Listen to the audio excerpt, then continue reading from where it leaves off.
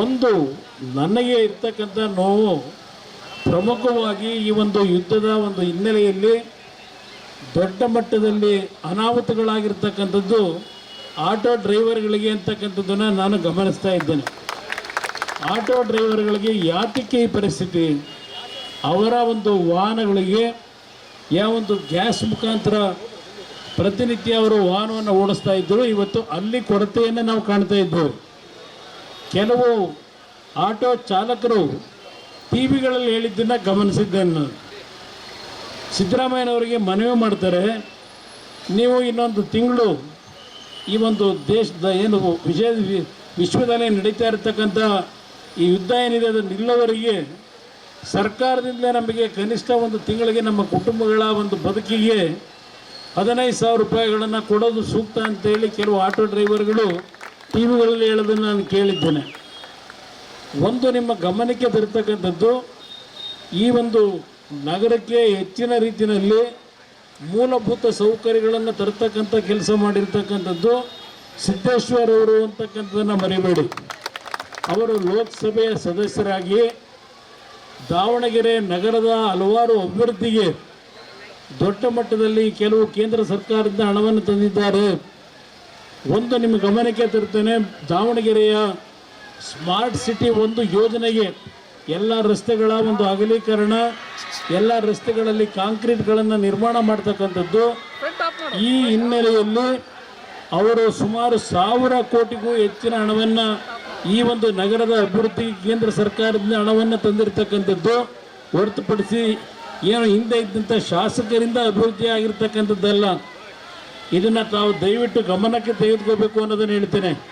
ಇವತ್ತು ಹಲವಾರು ನಮ್ಮ ದಾವಣಗೆರೆಯ ಪ್ರಮುಖ ಚಿತ್ರಮಂದಿರಗಳ ಭಾಗದಲ್ಲಿ ಒಂದು ಅಶೋಕ ಥಿಯೇಟ್ರ್ ಇರ್ಬೋದು, ಪದ್ಮಾವತಿ ಥಿಯೇಟ್ರ್ ಇರ್ಬೋದು, ಅಲ್ಲಿ ಸುಮಾರು 50 ಕೋಟಿ ವೆಚ್ಚದಲ್ಲಿ ಒಂದು ಓವರ್ ಬ್ರಿಡ್ಜ್ಗಳನ್ನು ಮಾಡಿರ್ತಕ್ಕಂಥ ವ್ಯಕ್ತಿ ಇವತ್ತು ಸಿದ್ದೇಶ್ವರು ಅಂತಕ್ಕಂಥದ್ದನ್ನು ಅರ್ಥ ಮಾಡ್ಕೋಬೇಕಾಗ್ತದೆ. ಇವತ್ತು ಖಾಸಗಿ ಬಸ್ ನಿಲ್ದಾಣಕ್ಕೆ ಎಷ್ಟು ಹಣವನ್ನು ಕೊಟ್ಟಿದ್ದಾರೆ?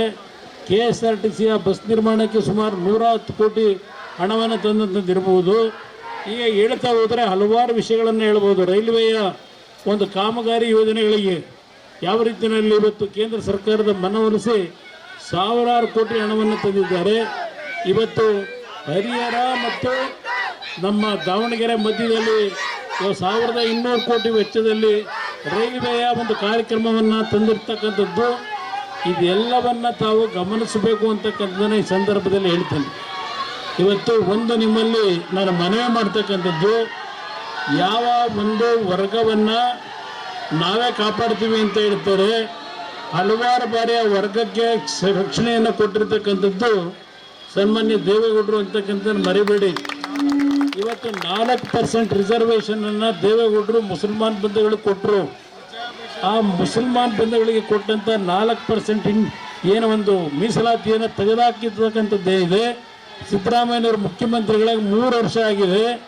ನಿಮ್ಮ ಕುಟುಂಬದ ಮಕ್ಕಳಿಗೆ ಅನುಕೂಲ ಮಾಡಲಿಕ್ಕೆ ಮುಸಲ್ಮಾನ್ ಬಂಧುಗಳಿಗೆ ಕೊಟ್ಟಂಥ 4% ಮೀಸಲಾತಿಯ ವ್ಯವಸ್ಥೆಯನ್ನು ಇವತ್ತಿನವರೆಗೆ ಜಾರಿಗೆ ತರತಕ್ಕಂಥದ್ರಲ್ಲಿ ಸಿದ್ದರಾಮಯ್ಯನವರು ನಿಮ್ಮ ಪರವಾಗಿ ಎಷ್ಟು ಕೆಲಸ ಮಾಡಿದ್ದಾರೆ ತಾವುಗಳು ಯೋಚನೆ ಮಾಡಿ.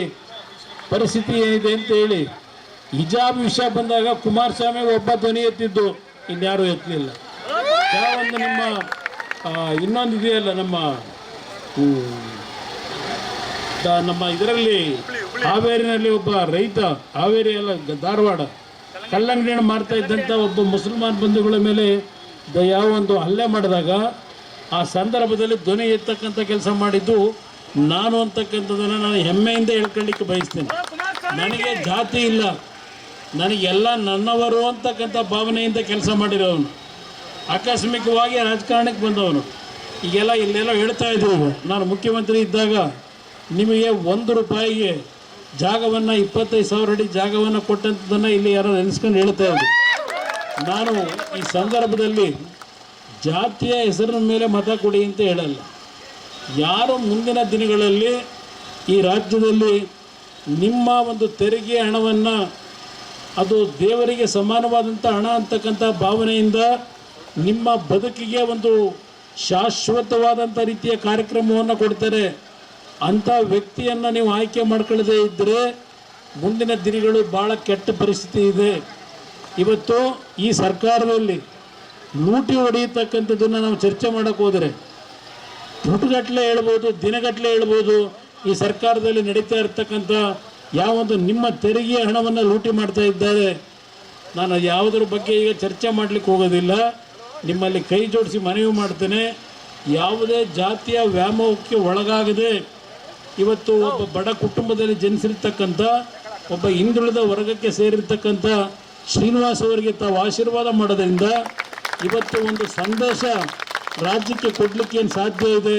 ನಿಮ್ಮಲ್ಲಿ ಕೈ ಜೋಡಿಸಿ ಮನವಿ ಮಾಡ್ತೇನೆ, ಅವರಿಗೆ ತಮ್ಮ ಆಶೀರ್ವಾದವನ್ನು ಮಾಡಬೇಕು ಅಂತ ಹೇಳಿ ಎಲ್ಲ ಬಂಧುಗಳಿಗೆ ನಾನು ಸವಿನಯಪೂರ್ವಕವಾಗಿ ನನ್ನ ಮನವಿಯನ್ನು ಮಾಡಿ ಮಾತು ಮುಗಿಸ್ತೇನೆ.